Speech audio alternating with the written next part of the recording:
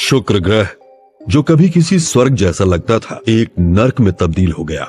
एक मामूली सा संतुलन बिगड़ने से ये स्वर्ग नर्क में बदल गया। इतना मामूली कि आप सोच भी नहीं सकते। एक बार चीजें बिगड़ना शुरू हुई तो फिर सुधर नहीं पाई। ये है शुक्र ग्रह, हमारा सबसे नजदीकी पड़ोसी। आज ये ऐसा दिखता है। शुक्र ग्रह के समुद्र बहुत पहले खत्म हो गए थे। इसकी सतह जलती भट्टी से भी गर्म है, इतनी गर्म कि सीसा भी पिघल जाए। मगर क्यों? शायद आपको लगे कि शुक्र ग्रह पृथ्वी के मुकाबले सूर्य से 30% ज्यादा नजदीक है, इसलिए। मगर यह वजह नहीं है। शुक्र ग्रह को चारों ओर से सल्फ्यूरिक एसिड के बादलों ने घेरा हुआ है, जो धूप को सतह तक पहुंचने से रोक लेते हैं। इससे तो शुक्र को पृथ्वी से भी ज्यादा ठंडा होना चाहिए था, मगर फिर यह इतना गर्म क्यों है? ऐसा इसलिए क्योंकि बादलों के बीच से जो भी थोड़ी बहुत धूप सतह तक पहुंचती है, वो वापस नहीं लौट पाती। कार्बन डाइऑक्साइड की एक घनी परत एनर्जी को बाहर निकलने से रोक लेती है। ये कार्बन डाइऑक्साइड गैस, या कहें कि CO2, दम घोंटने वाले ब्लैंकेट की तरह सारी गर्मी अपने अंदर रख लेती है।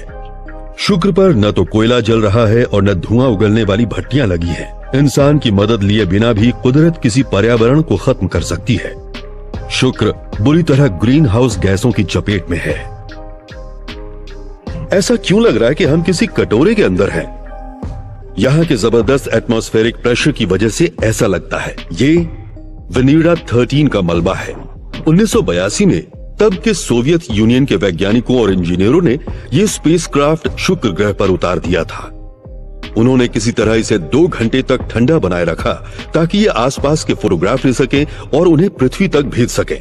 इसके बाद इसकी सारी मशीनरी गर्मी से पिघल गई। शुक्र और पृथ्वी दोनों के पास शुरू में एक जितना कार्बन था, मगर दोनों बिल्कुल ही अलग अलग रास्ते पर चल पड़े और इन दोनों ही कहानियों में कार्बन का किरदार सबसे अहम था। शुक्र पर तकरीबन सारा कार्बन गैस के रूप में था, कार्बन डाइऑक्साइड के रूप में वायुमंडल में। जबकि पृथ्वी पर ज्यादातर कार्बन कई युगों तक कार्बोनेट चट्टानों की तिजोरियों में बंद रहा, जैसे कि ये डोवर की मशहूर सफेद कगारों का एक हिस्सा जो इंग्लिश चैनल के किनारे है। किस ताकत से ये कमाल की चीज बनी होगी? ऐसे जीव ने जो सुई की नोक से भी 1000 गुना छोटा है। ऐसे लाखों जीवों ने, एक कोशिका वाले एल्गी ने, ज्वालामुखियों ने हवा में कार्बन डाइऑक्साइड छोड़ी और समुद्रों ने धीरे धीरे उसे सोख लिया। लाखों सालों के दरमियान सूक्ष्म जीवों एल्गी ने उस कार्बन डाइऑक्साइड को बहुत छोटे छोटे खोलों में बदल दिया। चौक या चूना पत्थर की मोटी परतों के रूप में वो समुद्र की तली में इकट्ठा हो गए। बाद में पृथ्वी की हलचलों ने समुद्र तल को ऊपर उठा दिया और ये बड़ी बड़ी कगारें बन गईं। दूसरे समुद्री जीवों ने कार्बन डाइऑक्साइड लेकर बड़ी बड़ी कोरल रीफ्स बना डाली।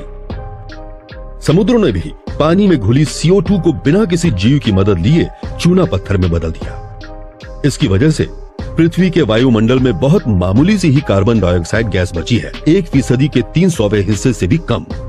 जरा सोचिए, 10,000 मॉलिक्यूल्स में से 3 से भी कम। मगर इसके बावजूद इसी से तय होता है कि पृथ्वी बंजर रहेगी या हरी भरी। अगर पृथ्वी पर जरा सी भी कार्बन डाइऑक्साइड न हो तो यहां बर्फ ही बर्फ होगी, और अगर इससे दुगनी हो जाए, यानी 10,000 में 6 मॉलिक्यूल्स हो जाएं, तो यहां बर्दाश्त के बाहर गर्मी हो जाएगी और दूसरी बड़ी मुसीबतें खड़ी हो जाएंगी। मगर तब भी यहां शुक्र जितनी गर्मी नहीं होगी, उसका कोई मुकाबला नहीं। वहां के समुद्र अरबों साल पहले ही भाप बनकर उड़ गए। जब समुद्र ही नहीं है तो ये वायुमंडल से CO2 लेकर उसे मिनरल बनाकर जमा भी नहीं कर सकता। यहाँ ज्वालामुखियों से निकलने वाली CO2 लगातार इकट्ठी होती जा रही है। आज यहाँ का वायुमंडल पृथ्वी के मुकाबले 90 गुना ज्यादा भारी हो चुका है और इसमें गर्मी रोक कर रखने वाली कार्बन डाइऑक्साइड के सिवा कोई और गैस बहुत कम है। इसलिए शुक्र ग्रह एक जलती भट्टी की तरह है जहाँ जीवन संभव नहीं।